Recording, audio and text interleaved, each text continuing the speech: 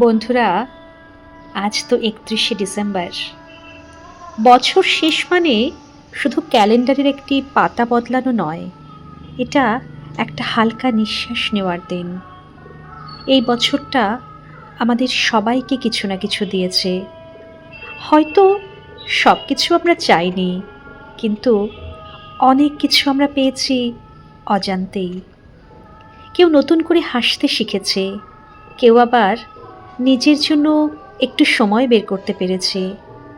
কেউ বুঝেছে সব লড়াই জিততে হয় না, কিছু ছেড়ে দিলেই শান্তি আসে। এই বছরে তুমি যে আজও দাঁড়িয়ে আছো, এটাই সবচেয়ে বড় অর্জন। কোনো ট্রফি নয়, কোনো সার্টিফিকেট নয়, শুধু জীবিত থাকা, সচেতন থাকা, কৃতজ্ঞ থাকা। আজ একটু থেমে তাকাও, তুমি কতটা পথ পেরিয়ে এসেছো। যে সমস্যাগুলো একদিন পাহাড় মনে হয়েছিল, আজ সেগুলো শুধু গল্প। এই বছরটা তোমাকে ভারী করেনি, এটা তোমাকে হালকা হতে শিখিয়েছে। কম প্রত্যাশা, বেশি কৃতজ্ঞতা, আর নিজের সঙ্গে একটু বেশি বন্ধুত্ব। নতুন বছর মানে নতুন চাপ নয়, নতুন বছর মানে নতুন করে নিজের যত্ন নেওয়ার অনুমতি। আগামী বছরে তুমি সব কিছু ঠিক করবে না, কিন্তু তুমি নিজের পাশে থাকবে, আর সেটাই যথেষ্ট।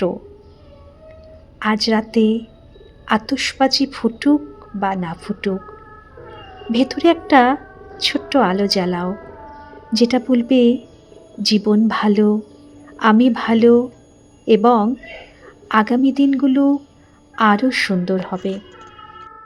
এই ভিডিওটা এখানেই থামুক, কিন্তু আমাদের অনুভবটা নয়।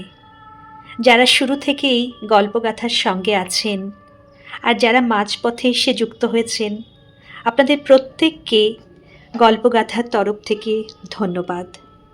এই চ্যানেলটা শুধু গল্প শোনার জায়গা নয়, এটা নিজের কাছে একটু ফিরে আসার ঠিকানা। নতুন বছরে আমি নিখুঁত হওয়ার প্রতিশ্রুতি দিচ্ছি না, কিন্তু ট্রু থাকার চেষ্টা থাকবে। আরও কিছু গল্প, আরও কিছু নীরবতা, আরও কিছু মন হালকা হওয়া মুহূর্ত আমরা একসঙ্গে ভাগ করে নেব। সঙ্গে থাকার জন্য ধন্যবাদ, ভরসা রাখার জন্য ধন্যবাদ। 2026 হোক more powerful and less stressful. আমরা আবার কথা বলবো, গল্পে, অনুভবে, একসঙ্গে।